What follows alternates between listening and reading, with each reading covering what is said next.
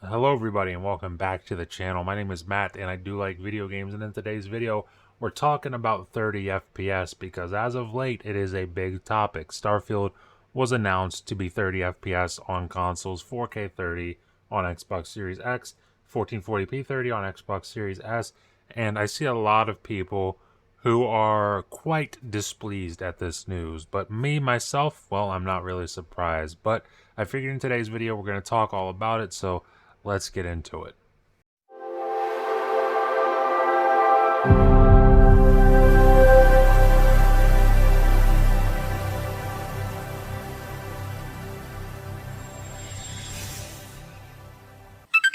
So guys, for what feels like the longest time, I've always had this expectation that Starfield would unfortunately be 30 FPS. And while that expectation was, validated or confirmed, I guess, whenever Todd Howard came out after Xbox's showcase on Sunday and said that Starfield would be running 30 FPS on consoles. Now, on Series X, you're getting 4K 30. On Xbox Series S, you're getting 1440p 30. And I remember way before this showcase even, there were a lot of people online who were putting all their eggs in the 60 FPS for Starfield basket. Well, now that we know for certain that the game is 30 FPS on console, you have a lot of these people who are very, very upset. And guys, I'm not going to sit here in this video and try to talk about the creation engine and the complexities that come with it. I don't know about that stuff. I'm not a developer. If ever I start talking about that stuff, do not listen to me, because I don't know what I'm talking about. That's why I won't talk about it. But when it comes to Starfield, just watching that Starfield Direct, you look at it, 45 minutes we saw that thing.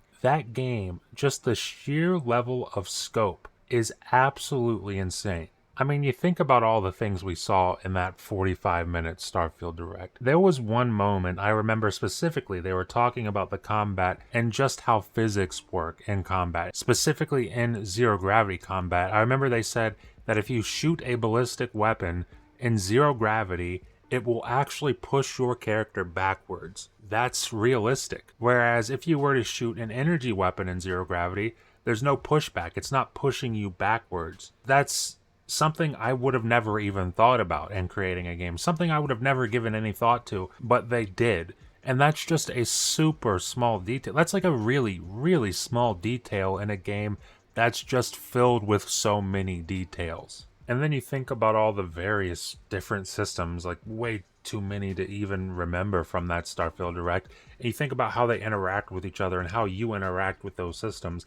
There was also another part in this Starfield Direct. I remember this vividly because it was funny, honestly. This chick said that she likes to just gather sandwiches and bring them back to her ship. And they showed it. They showed on her ship just a literal pile of sandwiches. And to a lot of people, when they see that, they're like, huh, that's funny. I mean, honestly, when I saw it, I'm like, that's hilarious. I don't know why you would do that, but it's hilarious that you would. Now, think about what that means, right? That means you can go to any planet. They got 1,000 planets in the game, right?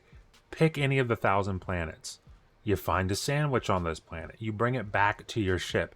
You put it down on the ship. Now that sandwich is there forever. That means if you save the game there, you close it out, unplug your Xbox for like a week and don't touch it, plug it back in, turn your game back on, and your sandwich is there.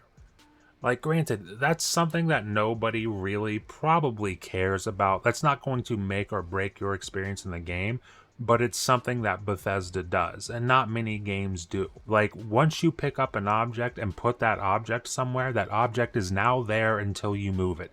That's the end of the story. And in that regard, it's no different than anything Bethesda's done. It's no different than Skyrim. It's no different than Fallout 4. It's very much the same in that regard. The difference only comes when you consider the fact that it's just like those games, except the scale is about 1,000 times as big. I mean, we think about Skyrim. Well, that takes place in one small part of Tamriel in the Elder Scrolls universe, right? Now think about Fallout 4. Well, that takes place in Boston. So now we think of something like, Fallout 4's fictional Boston. The size of that versus just a solar system. A solar system is pretty fucking huge. Well, Starfield has 100 systems in the game with over 1,000 planets. Now, that in its own right is just huge. It's incomprehensible. It's like, how am I going to explore all 1,000 planets? There's just no possible way you can, right? Now, imagine a game that big running on Bethesda's creation engine, an engine that allows you to stack a bunch of sandwiches in your ship. Forget the ship, honestly.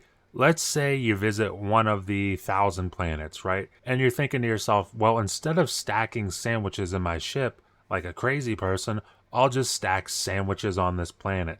I'll just bring all the sandwiches in this game to this planet. You can do that. And obviously, a lot of people would listen to that and say, well, why the hell would I ever want to do that? Well, you probably wouldn't. But if you did, you can. But that's the entire point of this, is the fact that Bethesda builds games that enable you to do whatever you want to do.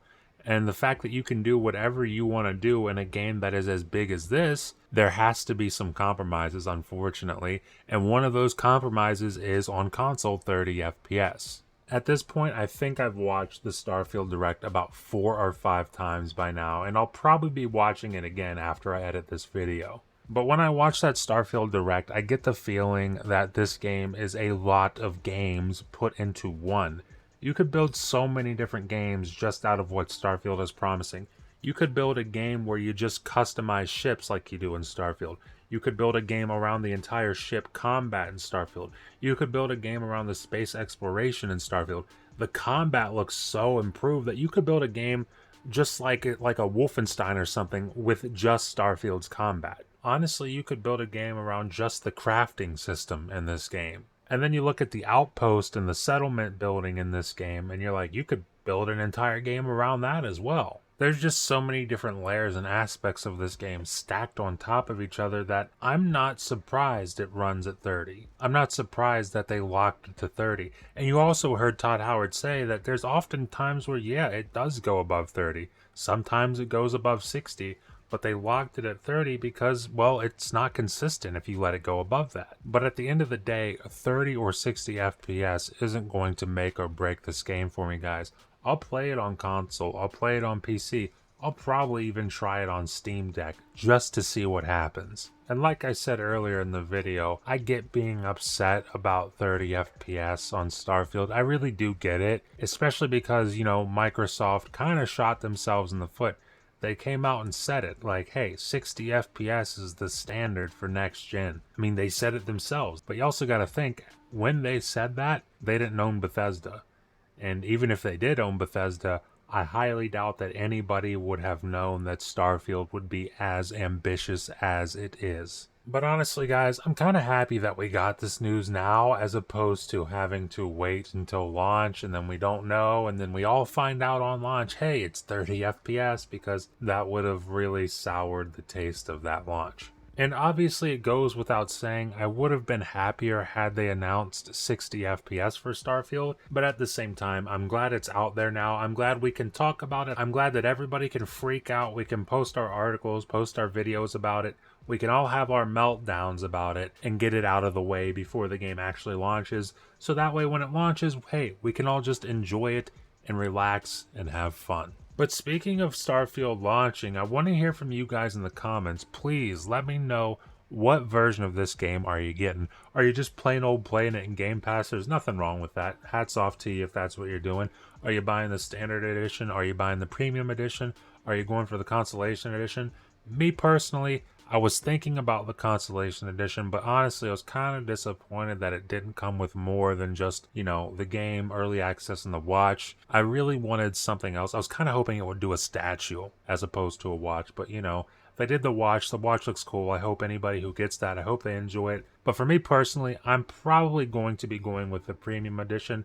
Keep in mind that both the premium edition and the Constellation Edition come with 5 days early access, and if you're playing it in Game Pass and you're not buying it at all, you can buy the Premium Edition upgrade and still get 5 days early access, as well as all the other extra stuff that comes with the Premium Edition. But leave a comment down below and let me know which version of Starfield that you plan on grabbing for yourself, and also let me know what your thoughts are on the whole 30 versus 60 FPS thing. I think obviously it's kind of common sense. We would all prefer it to be 60 FPS.